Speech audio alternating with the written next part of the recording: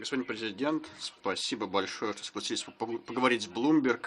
Мы в Владивостоке находимся на границе России, Тихоокеанское побережье, практически граница. И это уже второй ВЭФ, который будет проводиться. Что вы планируете достичь в рамках этого форума? Это способ привлечь внимание наших партнеров, потенциальных инвесторов к Дальнему Востоку России. В этом смысле данное мероприятие, данное событие мало чем отличается от других региональных форумов подобного рода.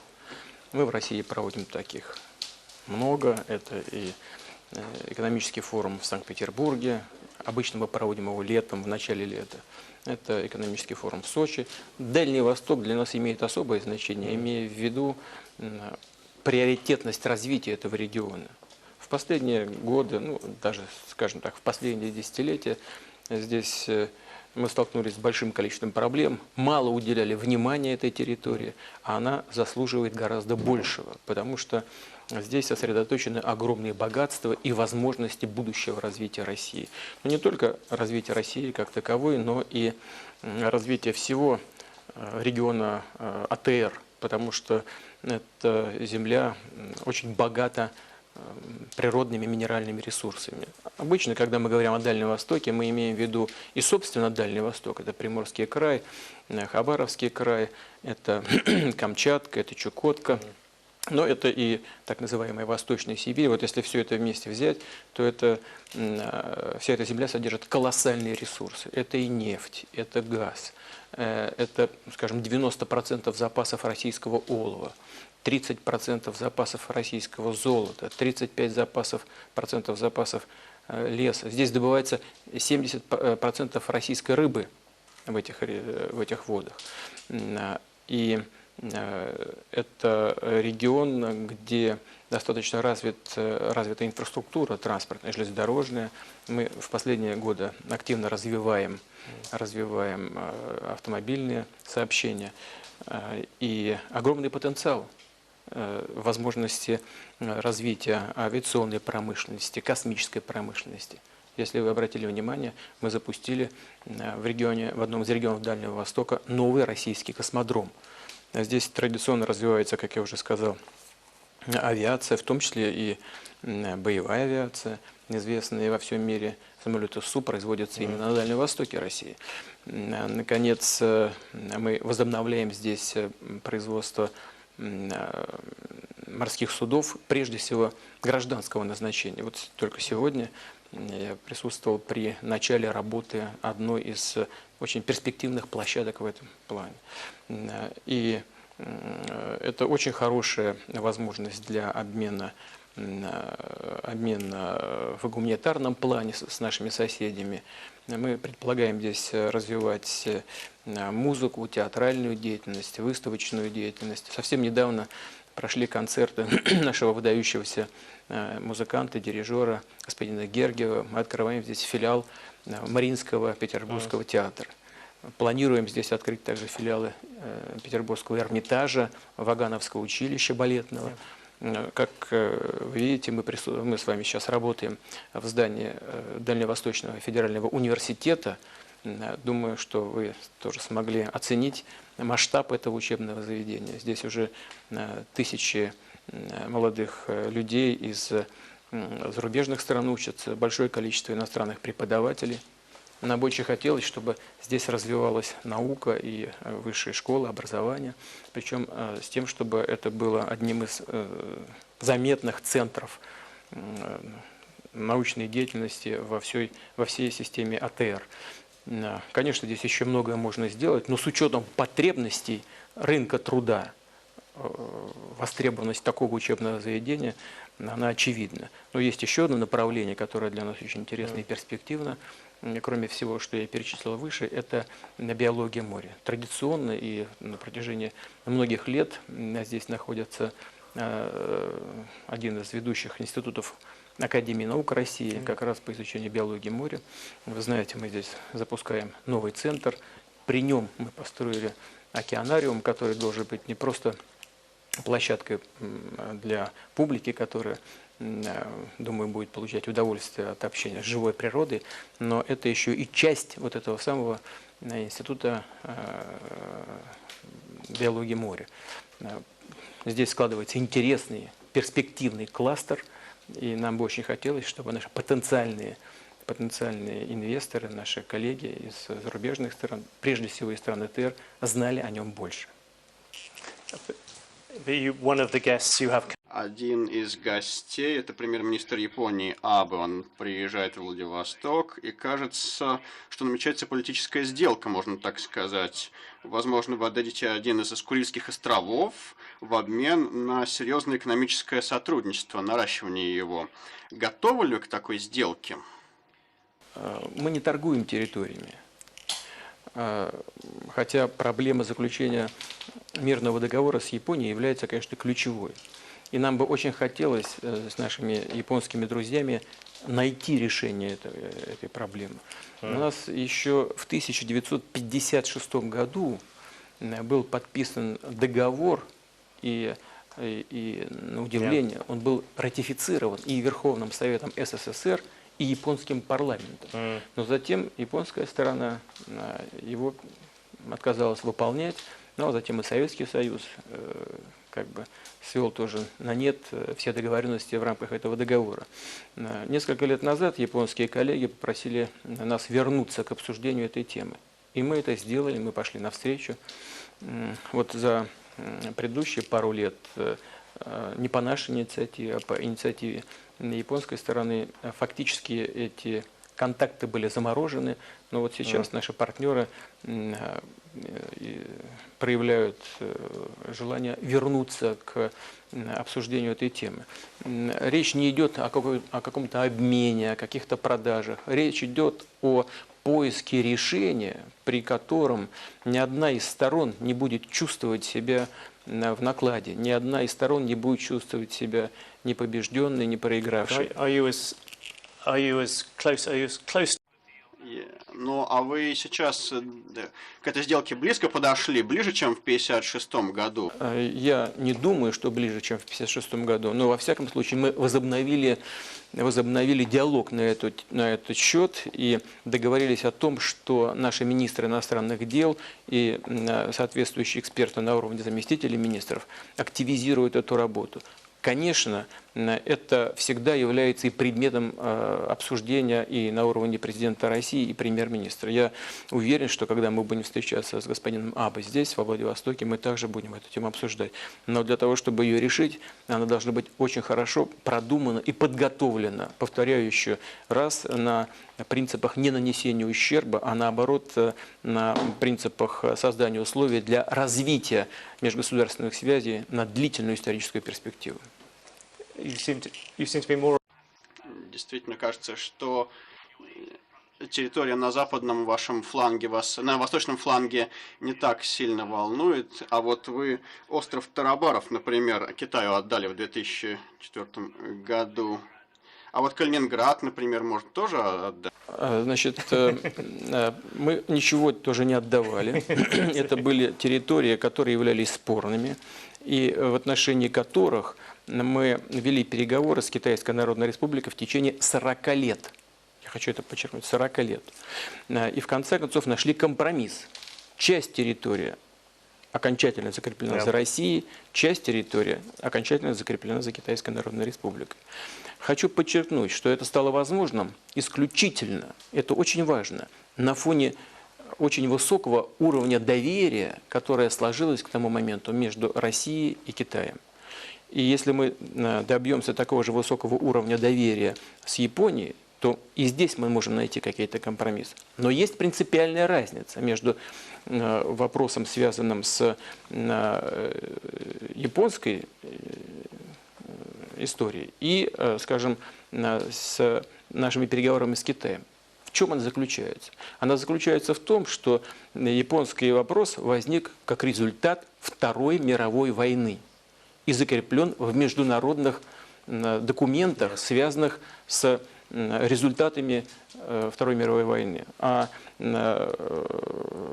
наши дискуссии с китайскими друзьями по пограничным вопросам ничего общего со Второй мировой войной и с какими-нибудь военными конфликтами не имеет. Первое. Второе. Вернее, это уже второе. А третье, что касается западной части. Вы сказали про Калининград. I meant it as a joke to see. Это шутка, конечно. А я вам скажу без всяких шуток.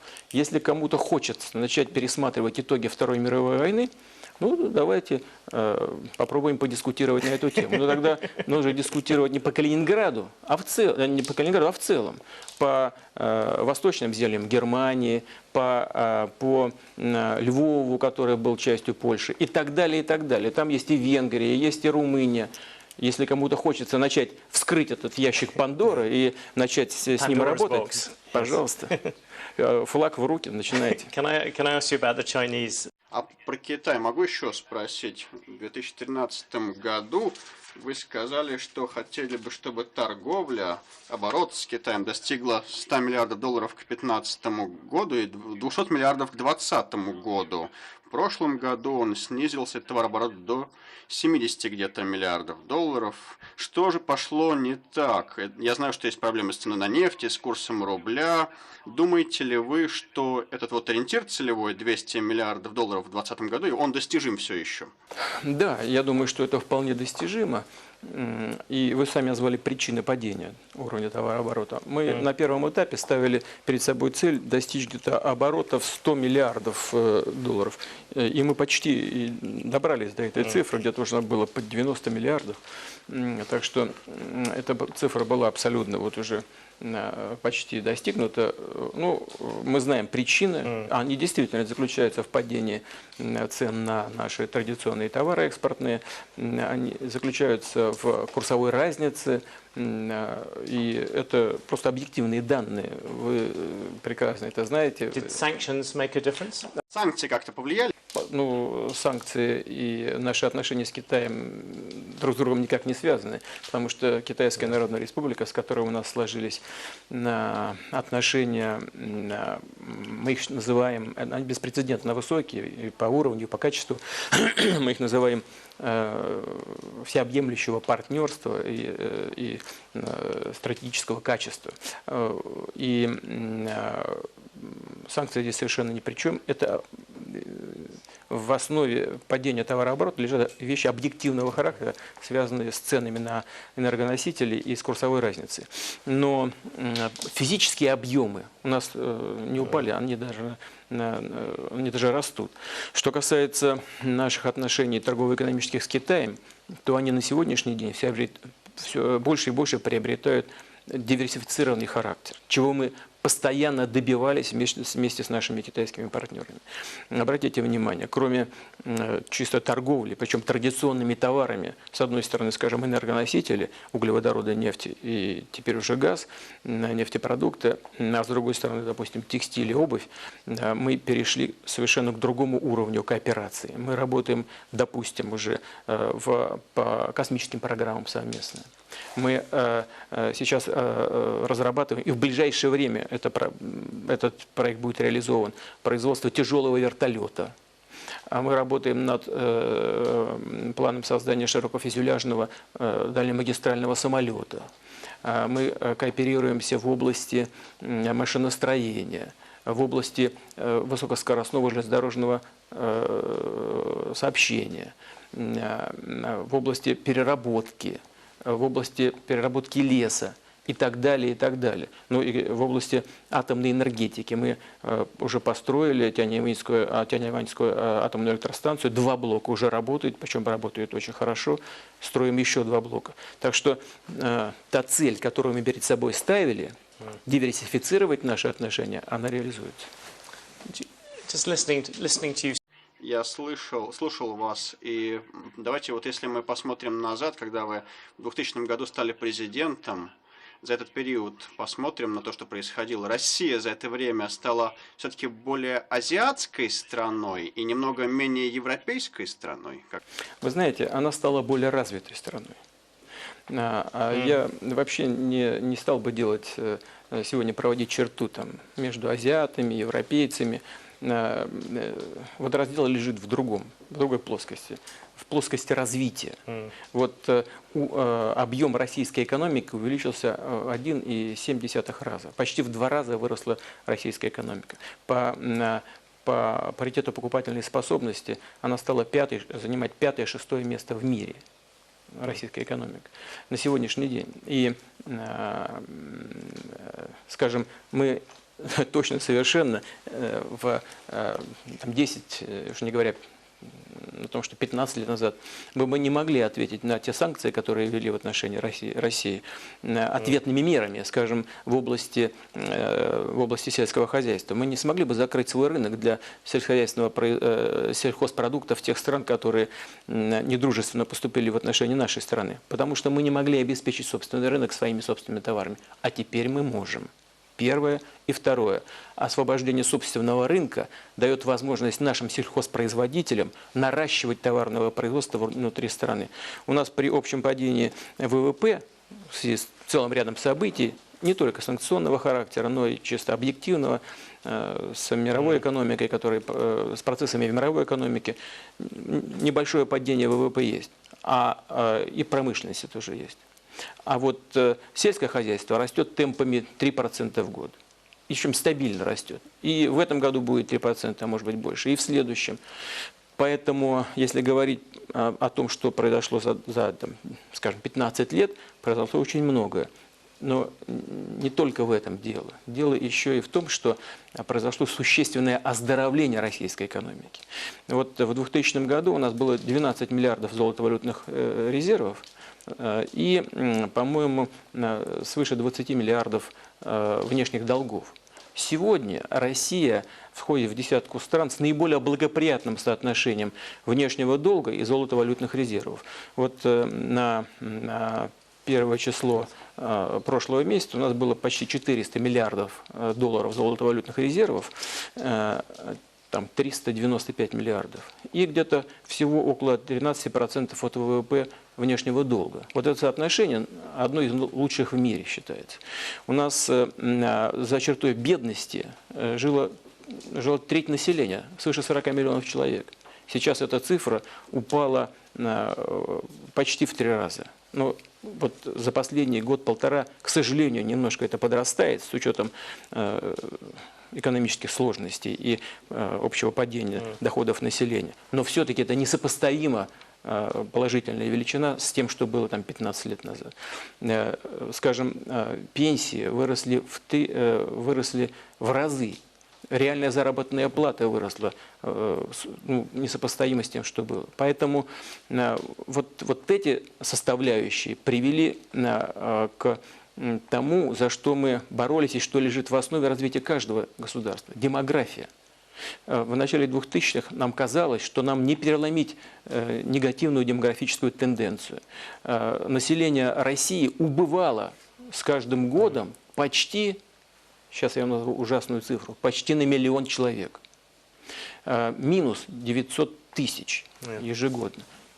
Сейчас, в последние 3 года, мы наблюдаем естественный прирост населения.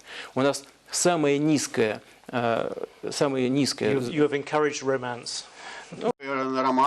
Романы, видимо. Вот мы можем считать и записать себе в актив, что у нас самая низкая младенческая смертность и самая низкая материнская смертность за всю нашу историю новейшую. Да, и, по-моему, в советское время такого не было.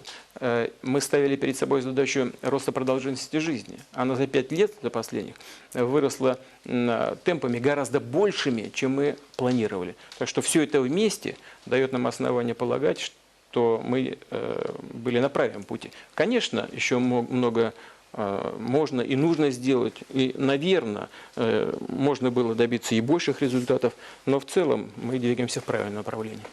You just talked. Вы говорили о российской экономике, о ресурсах, мы об этом еще поговорим. Но пока вы говорили, я вот подумал, что вы детали дали, насколько Россия усилилась. Вы поедете вот на 20-ку. Вы смотрели, как идут дела на Западе, вы давно за этим наблюдаете, и вы были на саммите 20-ки больше, чем любой другой лидер. когда-либо видели вы, чтобы Запад был так разделен, так недоволен собой, в таких сомнениях? Мы все помним про выход Великобритании, миграционный кризис, выборы и все остальные проблемы. Сейчас кажется ли вам Запад разобщенным, как никогда, или нет? Как вы это объясните? Ну, много проблем. Много проблем в мировой экономике в целом, в западной экономике тоже много проблем. Старение населения, падение темпов роста производительности труда – это очевидные вещи. А вообще, в целом, такая демография очень тяжелая. Потом, наверное, ведь сами специалисты, а вы как раз один из лучших специалистов в этой сфере, считают, что в политике расширения, скажем, Евросоюза не были учтены некоторые элементы, связанные с готовностью тех или иных экономик к вхождению в зону евро, допустим, да, войти в единую валюту с достаточно слабыми показателями экономическими и удержать не то чтобы темпа роста, а удержать саму экономику от тяжелых испытаний очень сложно. Мы это проходили не только в Европе, а, скажем, мы знаем это по сколько там, лет 10 назад или больше было в Аргентине, когда они привязали национальную валюту жестко к доллару, так, а потом уже не знали, что с этим делать. Также вход в зону евро. Do you expect the euro to survive? Вы думаете, что евро выживет вообще, валюта евро? Надеюсь, что да. Я надеюсь, что да, потому что, ну, во-первых, мы верим в фундаментальные основы европейской экономики. Мы видим, что западноевропейские лидеры в основном идут споры, конечно, все это понятно, мы это прекрасно тоже видим и наблюдаем, анализируем, но все-таки придерживаются очень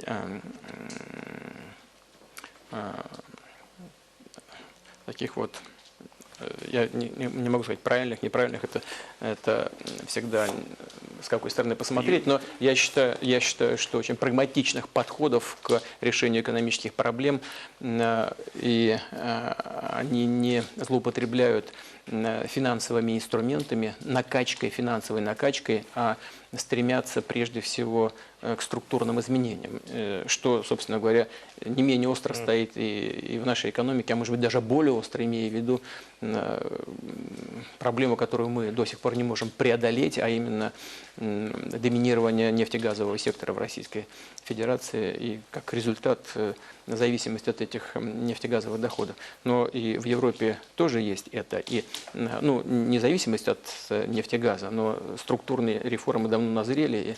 И я думаю, что ведущие экономики очень прагматично и грамотно подходят к решению стоящих перед европейской экономикой проблем. Поэтому мы и держим примерно 40% наших золотовалютных резервов в евро. You expect the euro to survive? Как вы думаете, евро выживет и в евро будет столько же членов, а из Европейского Союза никто не выйдет больше? Вы знаете, я не хочу отвечать на ваш провокационный вопрос, хотя я понимаю, что он может быть интересен для... Come on, many times you will criticize Europe. Да вы много раз критиковали Европу, можно, почему бы сейчас? Да, я критиковал, но повторяю еще раз, мы держим 40% наших золотовалютных резервов в евро, и мы не заинтересованы в развале зоны евро. Хотя я не исключаю, что могут быть приняты какие-то решения, которые консолидируют группу стран, равную по развитию экономики, и тем самым, на мой взгляд, это приведет только к укреплению евро. Но могут быть какие-то и другие промежуточные решения с целью сохранения в зоне евро имеющееся количество членов сегодня. Это не наша задача, но мы всегда очень внимательно и следим, и мы желаем успехов нашим европейским партнерам. То, что вы говорили о критике, я критиковал внешнюю политику, но это совсем не значит, что мы должны со всем соглашаться. Мы действительно многие вещи критикуем и считаем, что наши партнеры совершают немало ошибок. Наверное, мы тоже. Никто не гарантирован этих ошибок. Но что касается экономики, повторяю еще раз, на мой взгляд, и Еврокомиссия, и ведущие экономики Европы действуют очень прагматично и на правильном пути находятся. Can we talk about the Russian? Можем к российской экономике вернуться. Может быть, начнем с обменного курса рубля. Я знаю, что вы скажете, что это прерогатива Центрального банка и устанавливается курс рынком, но 19 июля, когда за доллар давали 62,8 рублей, вы сказали, что рубль слишком крепок. Вы раскритиковали вот эту тенденцию. Сейчас 65 рублей дают. Достаточно ли он ослаб, чтобы вы были довольны? Я не раскритиковал позицию Центрального банка. Я действительно всегда считал и считаю, Yes, sorry. что Центральный банк должен действовать самостоятельно. На самом деле он так и действует, можете мне поверить. Я не вмешиваюсь в решение Центрального банка и не даю директивных указаний правлению Центрального банка либо председателю Центрального банка. Центральный банк смотрит, и, конечно, на то, что происходит в экономике. И, разумеется, я в контакте и с членами правления, с председателем Центрального банка, но я никогда не даю директивных указаний. И если я говорил о том, что рубль слишком окреп, то я не говорил, что позиция Центрального банка неправильная. Я говорил о том, что это накладывает дополнительную нагрузку на экспортно ориентированные отрасли экономики. Но то, что это так, мы с вами хорошо понимаем. Когда рубль послабее, значит, легче продавать, здесь производить за дешевый рубль, продавать за дорогой доллар. И получать большую выручку в долларах, а потом менять на рубли и получать больший доход. Поэтому это элементарная вещь. Но если говорить о фундаментальных вещах, то вопрос регулирования курса действительно относится к функции главного регулятора, а именно к функции Центрального банка. И здесь он должен думать, конечно, и о том, как экономика, как промышленность реагирует, но он должен думать и о своих фундаментальных задачах, чтобы обеспечить стабильность курса. Вопрос главный в стабильности курса. А это так или иначе Центральному банку при всех нюансах все-таки удается. И это удалось в конце концов сделать после того, как Центральный банк перешел к плавающему курсу национальной валюты. Но и Центральный банк должен учитывать и другие вещи. Стабильность банковской системы страны, должен смотреть на то, как увеличивается либо сокращается денежная масса в экономике, как это влияет на инфляцию. У него там очень много составляющих, о которых должен подумать Центральный банк. И лучше не трогать его компетенцию. А вы хотели бы, чтобы рубль еще немножко все-таки ослаб? Это помогло бы российской экономике? Вот лично вы. Я знаю, что это не ваша зона ответственности, но вы прокомментировали. А сейчас ваша позиция какая? Вы знаете, моя позиция заключается в том, что он должен соответствовать уровню развития экономики, этот курс. Потому что это всегда баланс интересов, и в нем должен отражаться этот баланс. Баланс между теми, кто продает что-то за границу, им выгоден слабый курс, и баланс между интересами тех, кто покупает, а им нужно, чтобы курс был повыше. Баланс между производителями внутри страны, скажем, сельхозпроизводителей, это их интерес. А здесь у нас проживает, так или иначе, с селом связано 40 миллионов человек, российских граждан. Это очень важная вещь. Но также нужно не забывать про интересы просто покупателей, которым нужно, чтобы цены в магазинах были чуть-чуть пониже. Поэтому, повторяю, курс, он не должен ориентироваться на интересы конкретной группы, либо до одной-двух групп. Он должен соответствовать фундаментальным интересам развития самой экономики. Больше вы не жалуетесь, больше вы не выражаете недовольство. Я могу так... А я и не выражал недовольствия, и не жаловался. Я просто отмечал, что для одной из групп, а именно экспортеров, выгоднее было бы иметь более слабую. Что Что касается резервов, вы сказали, что было 500 миллиардов долларов, сейчас 400. Конечно, вы лучше, чем в начале кризиса. Вы хотите вновь нарастить до 500 миллиардов долларов. Как вы думаете, реалистично, на какие показатели ориентироваться? И когда Центробанку надо начать покупать доллары, чтобы ресурсы нарастить? Нужно ли вообще? А Центробанк и так постоянно покупает. Покупает, продает. Это его работа. Вот за последние полгода, по-моему, золотовалютные резервы Центрального банка выросли на 14%. Он в основном... They've gone back up a little bit, but they haven't been.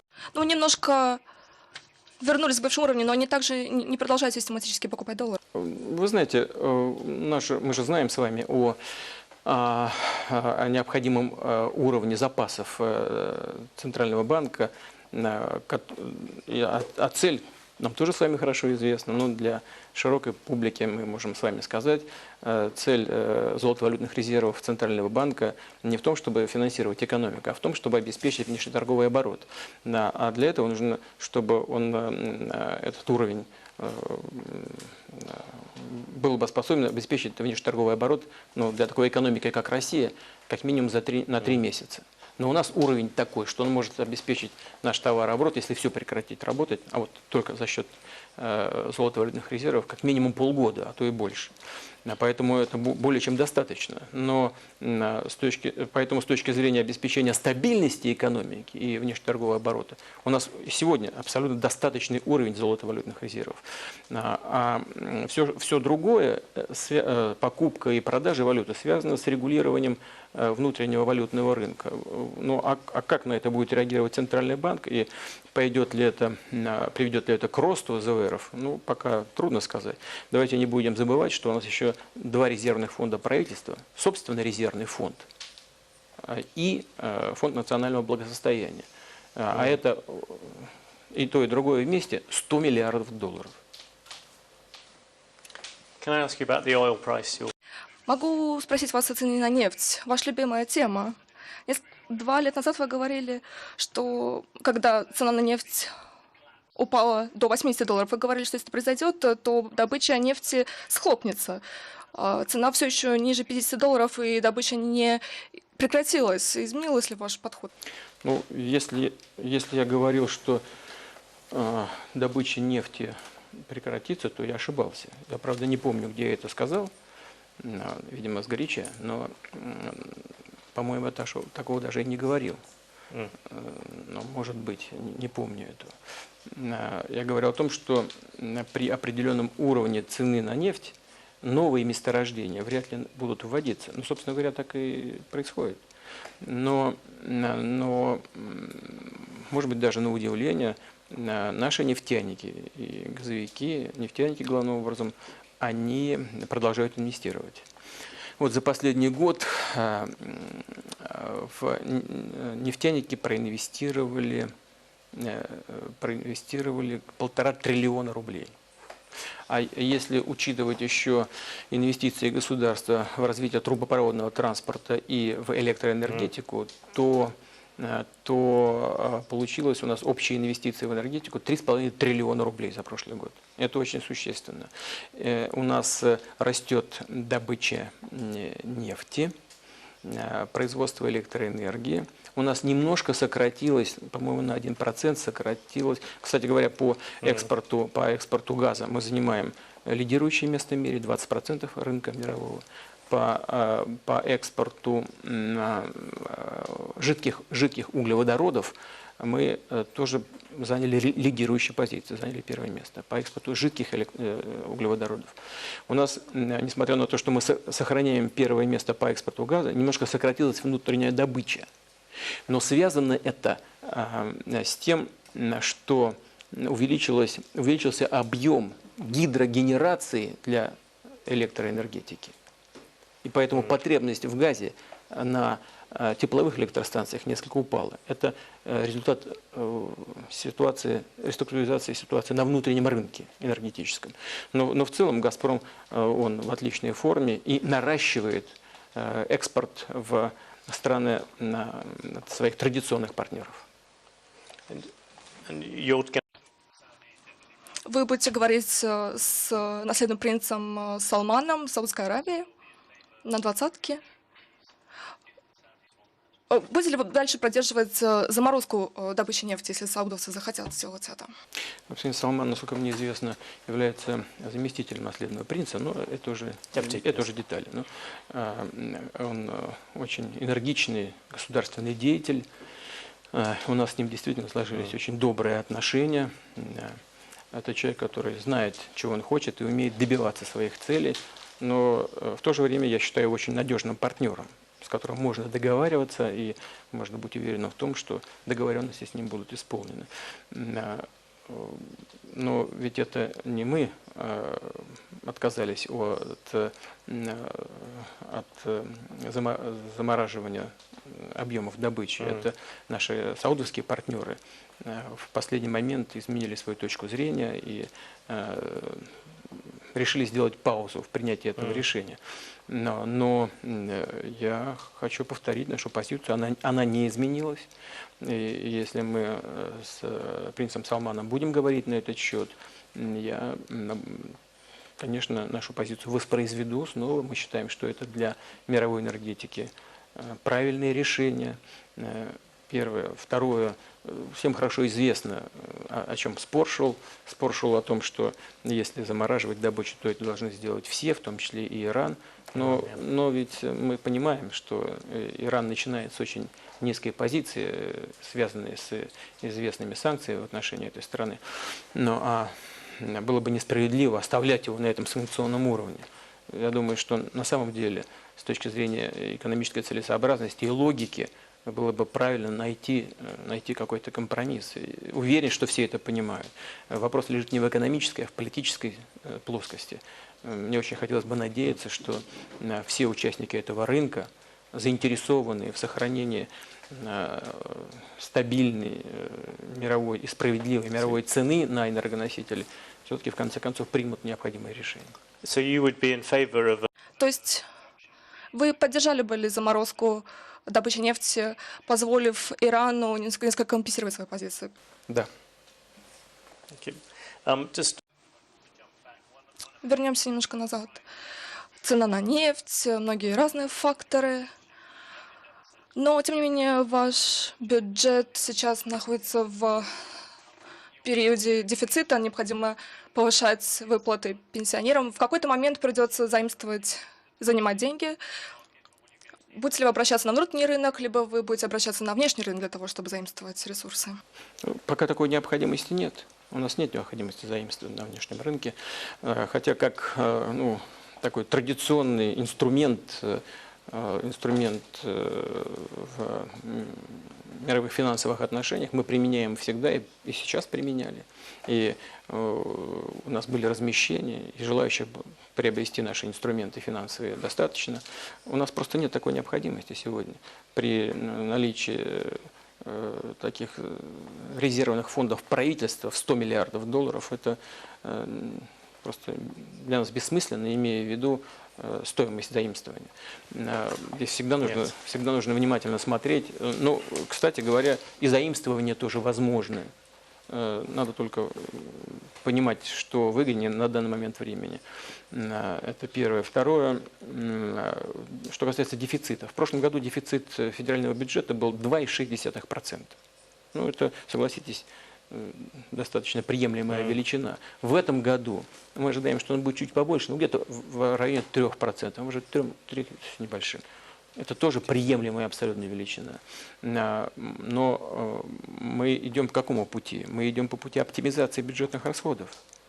Мы в этих непростых для нас условиях, на мой взгляд, прагматично очень подходим к решению экономических и социальных вопросов. Мы решаем основные задачи социального характера, выполняем обещания перед населением. Но сейчас только правительство объявило о том, что мы проиндексировали, скажем, пенсии на 4%, но во второе полугодие не индексировали. Но зато выплатим в начале следующего года, сделаем единовременную выплату в размере 5000 рублей для каждого пенсионера, которая, в общем, сопоставима с компенсацией. мы действуем очень прагматично и очень осторожно. Мы сокращаем расходы по тем позициям, которые не считаем первоочередными.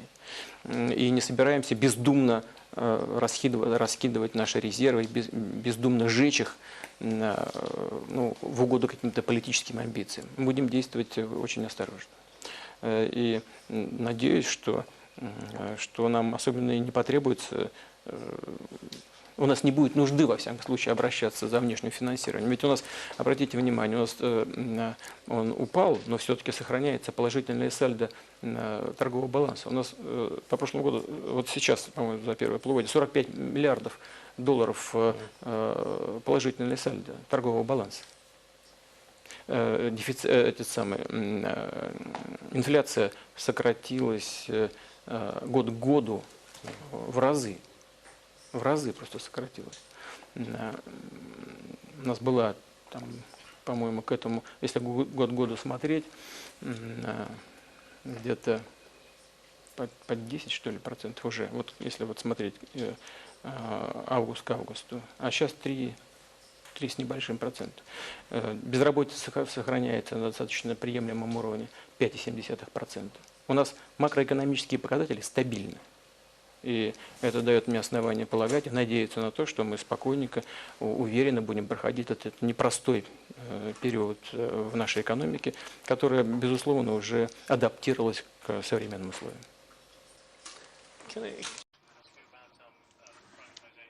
Хотел бы задать вопрос о приватизации нефти. Приватизация Башнефти.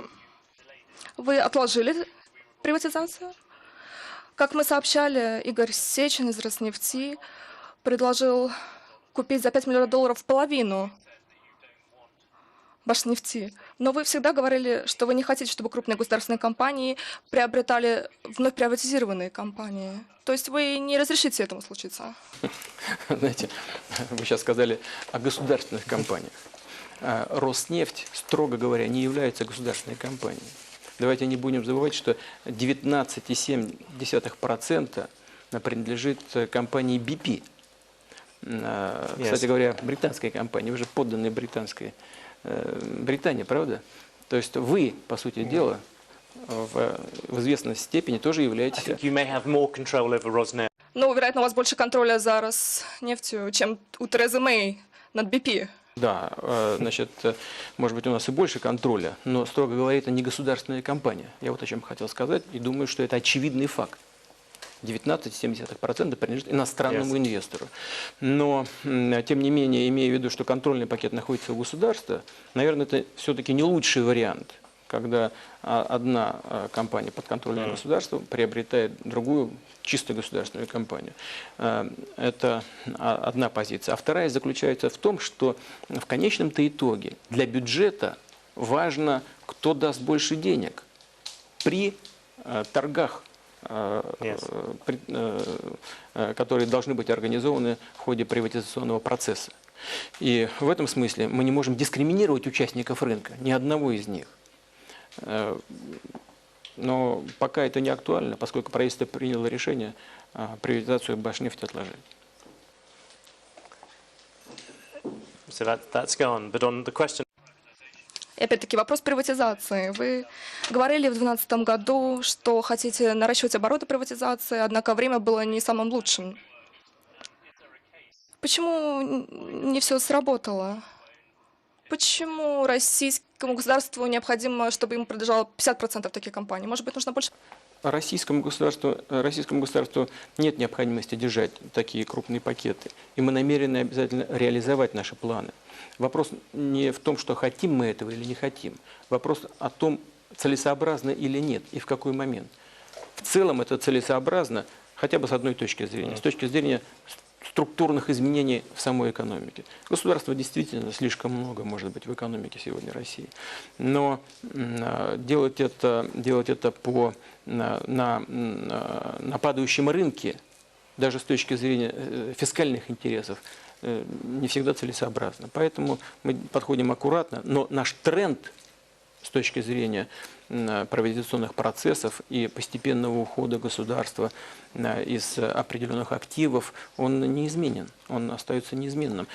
Кстати говоря, вот вы упомянули о компании «Роснефть». Но мы сейчас активно занимаемся подготовкой приватизации части пакета самой «Роснефти». Это лучшее подтверждение того, что мы своих кардинальных планов не поменяли. Или, например, одна из крупнейших компаний в мире по добыче алмазов, российская. Мы приватизируем часть этого пакета. Также действуем Алроса. Также мы действуем и по другим направлениям. Поэтому мы принципиальные позиции свои не меняем. Просто это не тот случай, когда мы должны, как у нас говорят, суетиться, то есть проявлять какую-то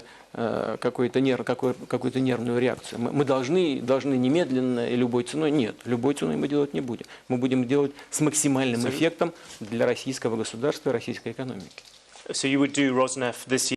То есть ситуация с Роснефтью, вы планируете продать акции Роснефти в этом году? Мы готовимся к этой сделке в этом году. Не знаю, сможет ли правительство подготовиться, реализовать эту сделку вместе с менеджментом самой Роснефти, найдут ли соответствующих стратегических инвесторов, а мне кажется, речь должна идти именно о таких инвесторах, но мы готовимся и планируем сделать это именно в текущем году. And do you again just И что касается вот этой доли в 50% Рады, либо были, когда России принадлежало бы, российскому государству принадлежало бы менее 50% в этих компаниях? Мы здесь ничего не видим страшного. Знаете, я помню, у нас была одна из компаний, сейчас не буду называть ее, так, но когда в нее вошли на 50% иностранные акционеры, иностранные инвесторы, их взнос в федеральный бюджет и налоговые платежи увеличились в несколько раз сразу. А эффективность компании, она нисколько не ухудшилась. Поэтому с точки зрения интересов государства, конечных интересов государства, с точки зрения фискальных интересов, мы имеем положительный опыт, скорее всего, а не отрицательный. can I push you a bit on this?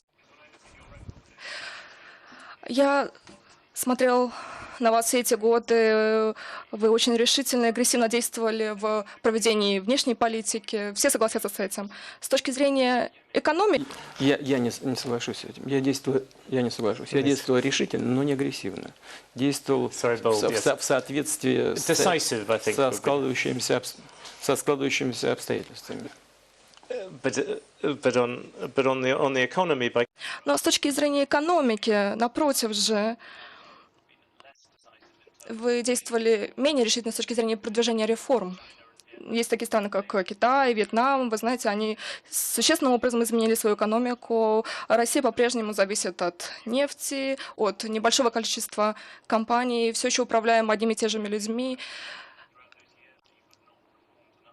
Думаете ли вы, что вы не провели достаточное количество реформ в этой связи? Нет, я так не думаю. Более того, смотрите, мы провели земельную реформу. У нас в России трудно было себе представить, что это когда-нибудь будет возможно. Да?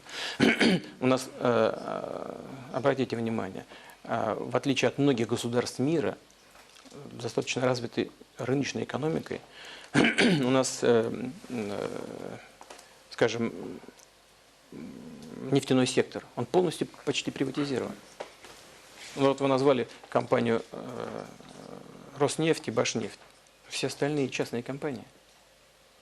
И посмотрите, что в Саудовской Аравии происходит в этом секторе, в Мексике, во многих других нефтедобывающих странах. Почему вы считаете, что Россия меньше продвинулась в направлении этих реформ? Другое дело, что при высокой цене на нефть очень трудно переориентировать участников экономической деятельности от тех отраслей, где они получают большие доходы, и побудить их вкладывать деньги, ресурсы в другие отрасли. Для этого нужно проводить осуществлять целый набор мер. Вот мы их и делаем постепенно. К сожалению, может быть, эффект не такой большой, как нам бы хотелось. Сейчас я закончу. Сейчас, секундочку, наберитесь терпения. Но все-таки результат тоже есть. Ну, смотрите, в позапрошлом году от доходов нефти и газа бюджет получал 53%. В позапрошлом году. В 2014. В 2015 уже 53, а в 2015 43. А в этом году будет 36 примерно. Так что все-таки структурные изменения тоже происходят. И дело не только в цене, дело и в распределении, в росте экономики. У нас, допустим, в росте отдельных отраслей производства. Мы, допустим, сейчас наблюдаем рост промышленного производства в целом по стране. 0,3%. Небольшой, но все-таки есть. А, скажем, на Дальнем Востоке, где мы с вами находимся, рост промышленного производства, именно промышленного, 5,4%. Let me give you an example. Хотел бы привести вам пример. Недавно прошли перестановки в политической среде, в администрации, но посмотрим сейчас на такие компании, как, например, «Газпром». Только что проверил, что в долларовом выражении «Газпром» теперь стоит на всего лишь 15% того, что он стоил 10 лет назад. И из крупнейших 10 компаний он теперь занимает 188 место в мире. Алексей Миллер управляет компанией уже 15 лет, вы продлили его срок еще на 5 лет. То есть я говорю, что вы не так жестко подходите к деловикам, которые работают в нефтяном секторе по сравнению с другими людьми в других секторах. Думаете ли вы, что это так? Почему вы с этим миритесь? Вы известны как эффективный управленец. Послушайте, «Газпром» явно недооценен. Это абсолютно очевидный факт. Мы его продавать пока не собираемся. И связано это с особенностями российской экономики, социальной сферы и российской энергетики. Одна из функций «Газпрома» – обеспечить бесперебойное прохождение страны в осенне-зимние максимумы, обеспечить большую энергетику России. И он справляется с этой функцией. Я думаю, что оценки «Газпрома» носят сегодня достаточно спекулятивный характер. И нас это абсолютно не беспокоит и не волнует. Мы знаем, что такое «Газпром», чего он стоит и чего он будет стоить в ближайшие годы, несмотря на допустим, там, развитие шелл-газа в Соединенных Штатах или где-то в других регионах мира. Трубный газ всегда будет дешевле. И «Газпром» наращивает сейчас не то экспорт в страны своих традиционных партнеров. В Европу, посмотрите, там отчеты «Газпрома», особенно за последние месяцы, растут продажи. Уверен, так и будет в будущем. Почему? Потому что в ближайшее время, несмотря на развитие альтернативной энергетики, все-таки, если посмотреть на экономическую составляющую и на требования к экологическим стандартам, никакого другого первичного энергетического источника, кроме газа, в мире нет. Ну, кроме что атомной энергетики. Но здесь тоже очень много проблем и противников атомной энергетики. У газа нет таких противников. Но есть страна, которая, безусловно, является лидером по запасам газа. Это наша страна, Российская Федерация. И «Газпром» исполняет все функции, которые на них возложены, на менеджмент возложены. Есть, конечно, и вопросы, есть и проблемы. Мы их видим. Знаю, что менеджмент «Газпрома» предпринимает необходимые шаги для того, чтобы эти проблемы решать. Но он борется за свои интересы на мировых рынках.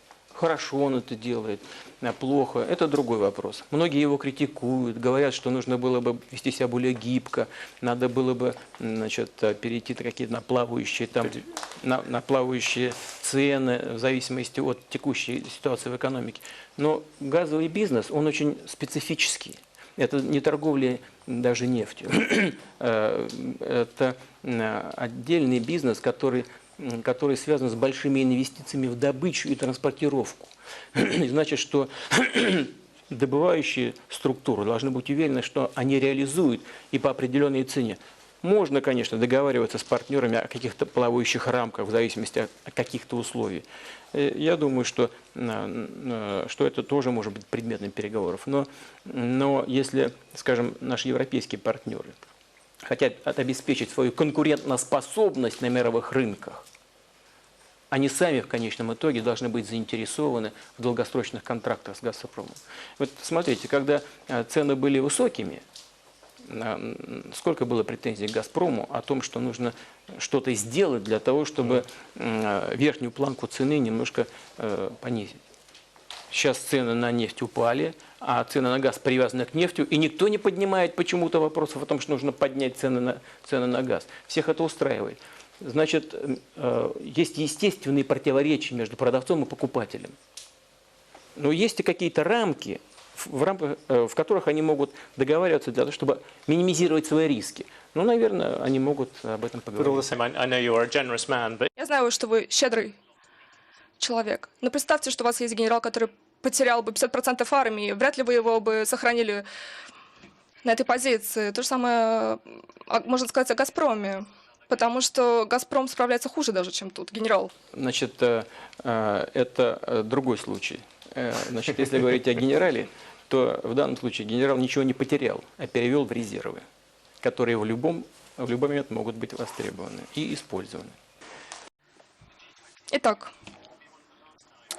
на предстоящей двадцатке, вероятно, вы в последний раз увидите Барака Обаму, как вы знаете, что предстоят выборы в Америке, и предстоит выбрать между Дональдом Трампом и Хиллари Клинтон. С кем бы вы скорее контактировали по ту сторону океана с точки зрения геополитической ситуации? С Дональдом Трампом или Хиллари Клинтон? Есть ли у вас какие-то соображения на этот счет?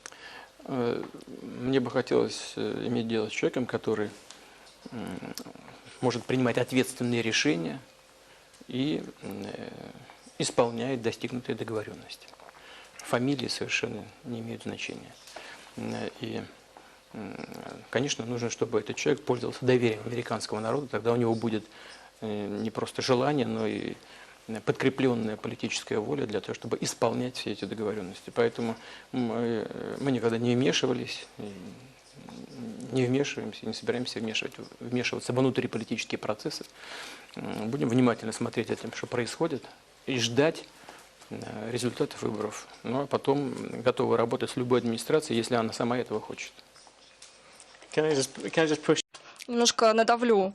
В 2011 году вы обвиняли Хиллари Клинтон в том, что она пыталась подогреть протесты, которые разгорелись в России в тот момент. Дональд Трамп многое говорил о вас в 2007 году. Он говорил, что Путин прекрасно справляется в 2011 году. Он хвалил вас. В следующем году он сказал, что вы его новый друг, лучший друг. Потом он сказал, что вы опережаете Америку. Много таких примеров. Если будет выбор между женщиной, которая, вероятно, пытается избавиться от вас, и мужчиной, который так хорошо о вас думает на грани с гоморотическими какими-то ощущениями, вероятно, мы могли бы принять решение, потому что один из таких выборов, который вы сделаете, будет более благоприятным. Ну, вы знаете, я уже по сути ответил на ваш вопрос. А еще раз могу его переформулировать, другими словами сказать. Мы готовы работать с любым президентом, но, конечно, я тоже об этом сказал, настолько, насколько готова будет будущая администрация. И если кто-то говорит, что он хочет работать с Россией, но мы приветствуем это. А если кто-то, как вы выразились, может быть, неточный перевод, хочет от нас избавиться, это другой совершенно подход. Но мы это переживем. Здесь неизвестно, кто больше потеряет при таком подходе. Но, понимаете, в чем дело? Я уже неоднократно видел, что антироссийские карты разыгрываются в ходе внутриполитических кампаний в Штатах. Я считаю, что это очень недальновидный подход. И в то же время нам присылают всякие сигналы со всех сторон, что на самом деле все хорошо. И в прежних администрациях так было, в ходе предвыборных кампаний, что мы там все восстановим потом. Но вы знаете, мне кажется, что это вот как-то не отвечает тому уровню ответственности, который лежит на плечах Соединенных Штатов. Мне представляется, что все это должно быть более солидно, спокойно, более уравновешенно. По поводу того, что нас кто-то критикует, вы знаете, и со стороны команды господина Трампа тоже раздаются критические высказывания в наш адрес. Ну, например, один из участников там, или членов его команды сказал, что мы платили, якобы Россия платила семье Клинтон через какие-то фонды и так далее. Это же, что на самом деле мы руководим, значит, семьей Клинтон. Ерунда полная. Я даже не знаю, где там Билла выступала, какие там, через какие фонды. То есть это просто и одной, и второй стороной разыгрывается в качестве инструмента, используется в качестве инструмента внутриполитической борьбы, что, на мой взгляд, плохо. Но, разумеется, когда кто-то говорит о том, что он хочет работать с Россией, мы это приветствуем. И вне зависимости от того, как фамилия этого человека. Very quickly, the other Быстро еще одно обвинение, которое часто звучит, что люди, которые поддерживаются Россией, что люди взломали базу данных Демократической партии. Ну, наверное, это совсем неправда. Я об этом ничего не знаю. Знаете, столько много хакеров сегодня, причем они действуют настолько филигранно, настолько тонко, могут показать в нужном месте и в нужное время свой след, или даже не свой след, а закамуфлировать свою деятельность под деятельность каких-то других хакеров из других территорий, из других стран. Это абсолютно такая трудно проверяемая вещь, если вообще возможно ее проверить. Во всяком случае, на государственном уровне мы этим точно не занимаемся. isn't it time that we all А потом, послушайте меня, потом ведь разве это важно? Кто взломал? Там вот эти какие-то там данные из штаба, придворного штаба госпожи Клинтон. Разве это важно? Важно, что является содержанием того, что было предъявлено общественности. Вот вокруг этого должна вестись дискуссия на самом деле. Не нужно уводить внимание общественности от сути проблемы, подменяя какими-то второстепенными вопросами, связанными с поиском того, кто это сделал. Но хочу вам еще раз сказать, мне об этом точно совершенно ничего не известно, и на государственном уровне Россия никогда этим не занимается. Я, честно говоря, даже не мог себе представить, если вот сказать вам откровенно, что информация подобного рода может представить интерес для американской общественности. Что, оказывается, придворный штаб одного из кандидатов, в данном случае госпожи Клинтон, он работал на нее, а не равномерно на всех кандидатов в Демократической партии. Да мне просто в голову не приходило, что это может быть для кого-то интересно. Поэтому даже с этой точки зрения мы никак туда официально не могли залезть. Это, понимаете, для этого нужно чувствовать нерв и особенности внутриполитической жизни Соединенных Штатов. Я не уверен, что даже наши специалисты там, в МИДе чувствуют это должным образом. do you not think that this is sort of Сейчас такое время, когда все надо признаться честно. Америка пытается Россию взламывать и наоборот, и Китай пытается взломать и Америку, и Россию. Все друг друга взламывают, пытаются взломать. И двадцатка, например, пытается выработать новый свод правил для того, чтобы как-то упорядочить внешнюю политику. Или, может быть, нам признать, что надо признать, что это имеет место, и это будет просто новая реальность. Мне думается, что лучше бы двадцатки в это не вмешиваться. Для этого есть другие площадки. Двадцатка все-таки собиралась как площадка для обсуждения, прежде всего, вопросов мировой экономики. Если мы туда будем погружать, конечно, политика влияет на экономический процесс, это очевидный факт, но если мы туда переложим какие-то склоки, или даже не склоки, а вопросы очень важные, относящиеся к чистой мировой политике, то мы перегрузим повестку дня двадцатки, и вместо того, чтобы заниматься вопросами финансов, вопросами структурных изменений экономики, вопросами ухода от налогообложения и так далее. Вместо этого будем бесконечно спорить по проблемам Сирии или там, по каким-то другим мировым проблемам. Их достаточно много. По ближневосточной проблеме начнем там дискутировать. Но для этого лучше находить другие площадки, и другие форумы. Их достаточно. ООН, например. Совет Can I ask you Безопасности. one last question on Donald Trump? Some people По Трампу последний вопрос. Кто-то говорит, что он слишком переменчив, чтобы быть президентом США. А вы рады были бы, чтобы он стал президентом? Или все-таки Клинтон, например, предпочтительнее? Вы знаете, мы не можем отвечать за американский народ. И ведь при всем эпатаже и одного, и, кстати говоря, другого кандидата, они же оба занимаются эпатажем. Только каждый по-своему. Они же умные люди. Они очень умные люди, и тот, и другой. И они понимают, на какие точки нужно немножко поднажать, чтобы их поняли, почувствовали и услышали избиратели в самих Соединенных Штатах. Трамп делает упор на традиционный республиканский электорат, так, на среднего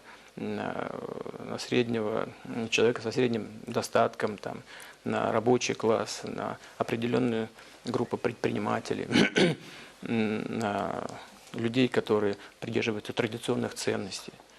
Госпожа Клинтон на другую часть электората тоже на него пытается воздействовать своими способами.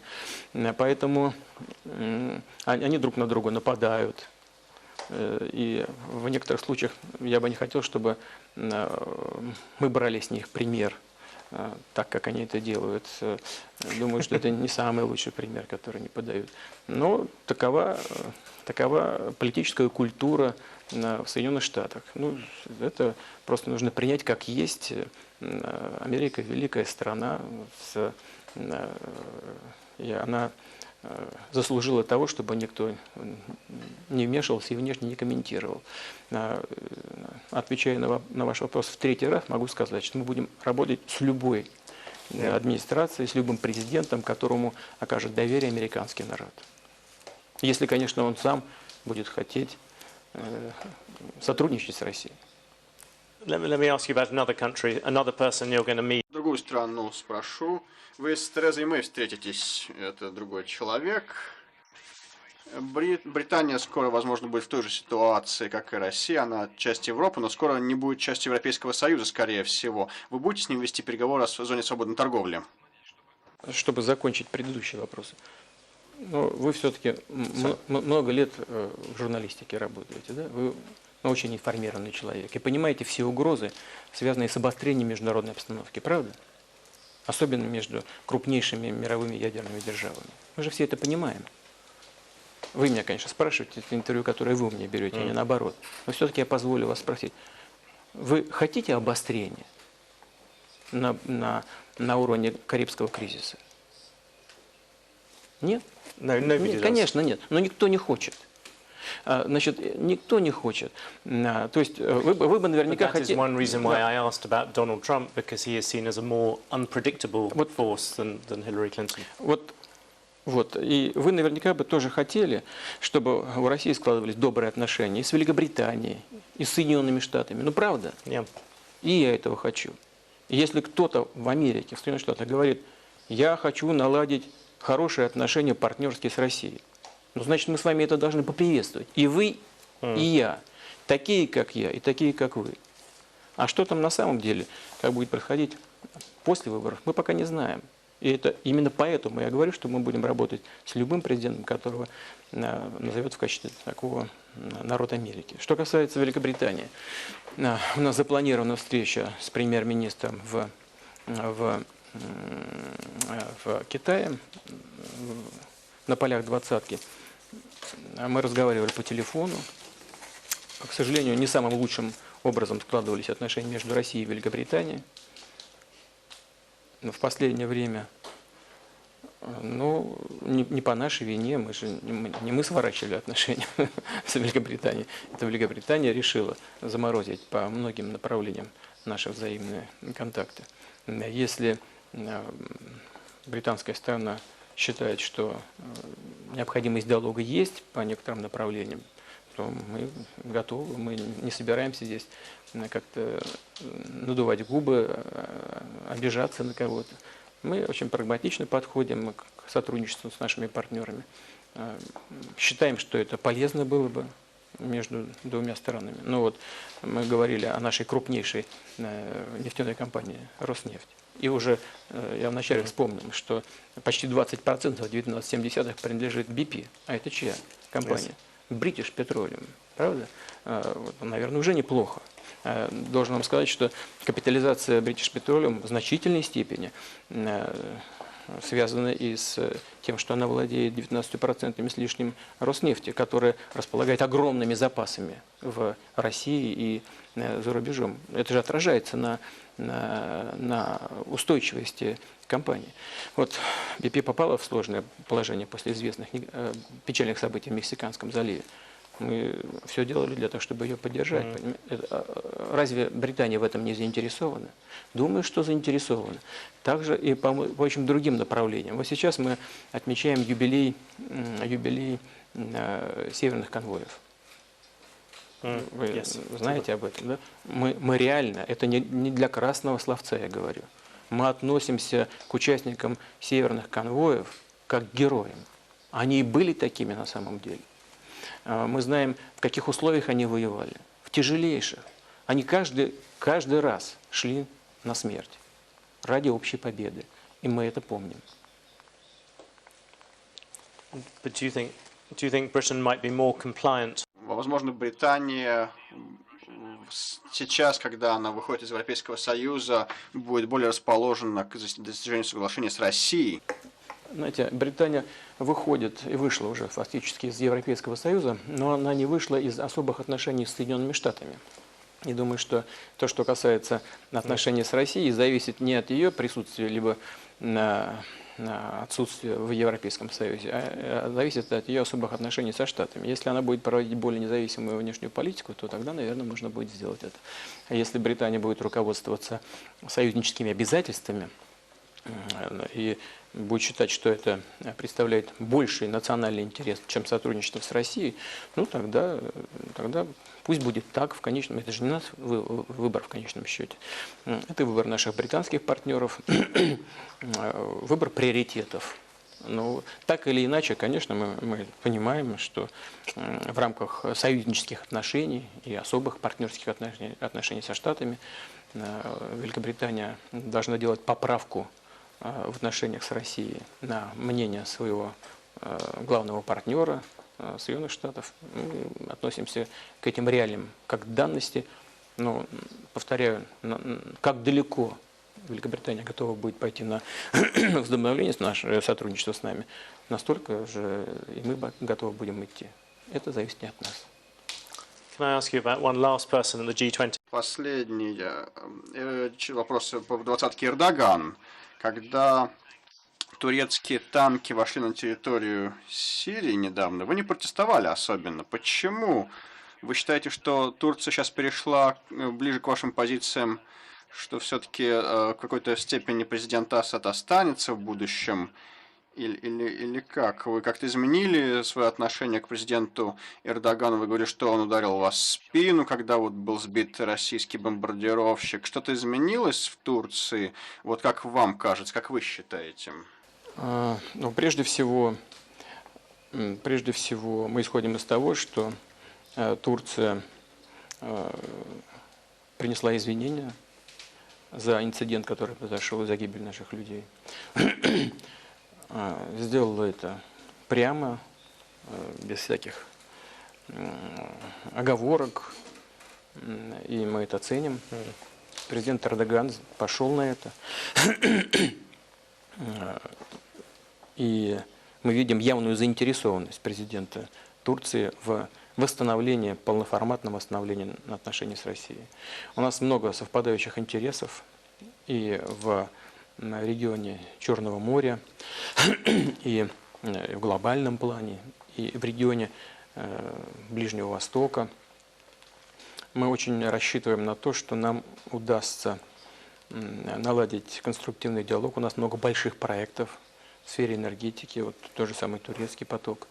Я думаю, что мы его в конечном итоге реализуем. Во всяком случае, первую часть, касающуюся увеличения поставок, расширения транспортных возможностей и увеличения поставок на внутренний турецкий рынок, ну, с возможностью транспортировки и для европейских партнеров, если они, опять же, этого захотят, если Еврокомиссия будет это поддерживать. У нас большой очень проект по строительству атомной электростанции по уникальным условиям. Они состоят там из нескольких элементов. Мы кредитуем, владеем и эксплуатируем. И эта уникальность дает нам основание полагать, что это реализуемый проект с учетом тех договоренностей по экономическим параметрам, в основе которых лежит стоимость киловатт-часа электроэнергии, что это будет экономически выгодный проект обеим сторонам. Но, кроме всего прочего, как я уже говорил, у нас есть взаимное стремление прийти к договоренности по проблемам региона, в том числе и по сирийской проблеме. Я как считал, так и продолжаю считать, что извне нельзя ничего решать по политическим режимам, по смену власти. Когда я слышу, что какой-то президент должен уйти, слышу со стороны, не внутри страны, а со стороны, то это вызывает у меня большие вопросы. Я уверен просто, и такую уверенность мне продают события последних 10 лет, а именно попытки демократизации в Ираке, попытки демократизации в Ливане. Мы видим, к чему там привело. По сути, к развалу государственности и к росту терроризма. Где в Ливии вы видите там элементы демократии? Может быть, они когда-то возникнут. Я очень на это рассчитываю. Или не продолжающаяся гражданская война в Ираке. А что там будет вообще с Ираком в целом в будущем? Пока это все большие вопросы. То же самое и в Сирии. Когда мы слышим, что Асад должен уйти, почему-то со стороны кто-то так считает, то у меня большой вопрос, а к чему это приведет? Вообще это соответствует ли нормам международного права и к чему это приведет? Не лучше ли набраться терпения и способствовать изменению структуры самого общества? И, набравшись этого терпения, способствуя изменению структуры общества, подождать, пока произойдут естественные изменения внутри. Да, это не произойдет сегодня на завтра. Но, может быть, в этом и заключается политическая мудрость. В том, чтобы не суетиться, не забегать вперед, а постепенно вести дело к структурным изменениям, в данном случае в политической системе общества. Что касается действий Турции, мы в контакте находимся с нашими турецкими партнерами. Все, что противоречит международному праву, мы считаем недопустимо. Но мы находимся в контакте и на политическом уровне, и на уровне Министерства обороны, Министерства иностранных дел. Я уверен, что и на встрече с президентом Турции, господином Эрдоганом в Китае мы тоже будем об этом говорить. Very quickly on Syria, are we any... Сирии. Мы приблизились к соглашению между Россией и США по плану того, что будет с Сирией в итоге. Мне кажется, что там были переговоры, и недавно все-таки мы небольшой шажок в этом направлении сделали, небольшой прогресс достигнут все-таки. Вы знаете, переговоры идут очень тяжело. Одна из кардинальных сложностей заключается в том, что мы настаиваем, и против этого не возражают наши американские партнеры, что так называемая здоровая часть оппозиции должна быть отделена от радикальных группировок и террористических организаций, таких как Джабхат ан-Нусра. А у нас складывается впечатление, что Джабхат ан-Нусра и же с ней, они там мимикрируют, другими названиями себя там уже обозначают, но по сути ничего не меняется. Они начинают поглощать так называемую здоровую часть оппозиции. И в этом нет ничего хорошего. И, кроме всего прочего, это уже не элемент внутренней борьбы. Это пришлые боевики, получающие вооружение и амуницию из-за границы. И по сути-то наши американские партнеры с этим согласны. Но они не знают, как это сделать. И тем не менее, несмотря на все эти сложности, мы все-таки находимся на правильном пути. И должен отметить, что госсекретарь Керри проделал, конечно, колоссальную работу. Я удивляюсь его терпению и настойчивости одновременно. Но все-таки, на мой взгляд, мы постепенно двигаемся в правильном направлении и не исключаю того, что мы в ближайшее время можем уже о чем-то договориться и предъявить мировой общественности наши договоренности. Пока об этом рано говорить, но мне кажется, что мы действуем, как я уже сказал, в нужном направлении двигаемся. If you look back over all the Если мы посмотрим на все ваше президентство, вы можете сказать, что ситуация с Западом всегда схарактеризовалась нехваткой доверия, там были разные конфликты, но если обозревать весь этот период, как вы думаете, что-то сделали бы вы по-другому, если бы знали, как все повернется? Нет, я бы ничего не стал делать по-другому. Я думаю, что наши партнеры должны были бы сделать многое по-другому. Ведь когда Советский Союз прекратил существование, образовалась новая Россия, мы просто открыли свои объятия для наших партнеров на Западе. Вспомните, чего стоил хотя бы такой жест, как открытие систем подслушивания наших в американском посольстве в Москве. Никто в ответ нам ничего подобного не сделал. А вы что думаете, у ЦРУ нет подслушивающих устройств где-то у нас? Конечно, есть. Больше того, они еще усилили свою работу по этому направлению.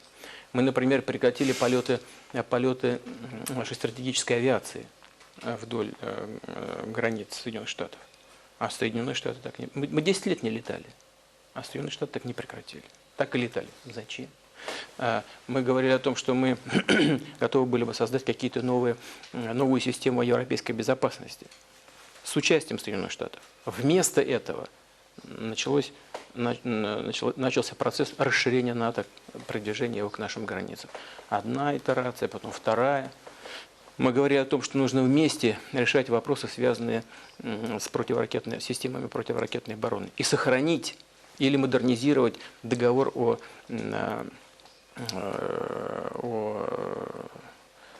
противоракетной деятельности. Значит, Соединенные Штаты в одностороннем порядке вышли из договора по ПРО и развернули активное строительство стратегической системы противоракетной обороны. Именно стратегической системы, как части своих стратегических ядерных сил, вынесены на периферию, перешли к строительству позиционных районов в Румынии и затем в Польше. И тогда, на первом этапе, как вы помните, делали это со ссылкой на иранскую ядерную угрозу. Потом с Ираном подписали договор, в том числе Соединенные Штаты, ратифицировали уже сейчас. Никакой угрозы нет, а позиционные районы продолжают строить. Вопрос, против кого? Значит, и нам тогда говорили, ну, мы не против вас, а мы отвечали, ну, мы тогда будем совершенствовать наши ударные системы. А нам ответили, ну, делайте, чего хотите. Мы будем считать, что это не против вас, не против нас. Ну, мы это и делаем. Сейчас видим, что когда у нас кое-что начало получаться, наши партнеры забеспокоились. Говорят, как же так, что же там происходит? Почему был такой ответ в свое время? Да потому что никто не думал, наверное, что мы в состоянии это сделать. В начале 2000-х годов на фоне полного развала оборонно-промышленного комплекса России, на фоне, прямо скажем, низкой, мягко говоря, низкой боеспособности вооруженных сил, в голову никому не приходилось, что мы в состоянии восстановить боевой потенциал вооруженных сил и воссоздать оборонно-промышленный комплекс. У нас же наблюдатели Соединенных Штатов, вы знаете об этом, да? Наблюдатели сидели на наших заводах по производству ядерного оружия. Они прямо на заводе сидели. Но вот такой уровень был доверия. И потом вот эти шаги, 1, 2, 3, 4. Но мы же должны как-то на это реагировать. И нам все время говорят, это не ваше дело, это вас не касается, а это не против вас.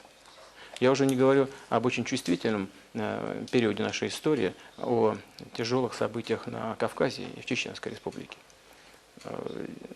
Вы же журналист, Вы знаете, как реагировал политический истеблишмент Запада и пресса. Это что? Была поддержка законной российской власти на восстановление и укрепление государственности? Нет, совсем наоборот. Это была поддержка сепаратизма и, по сути дела, и терроризма, потому что никто не хотел слышать, что на стороне боевиков и сепаратистов воюет Аль-Каида.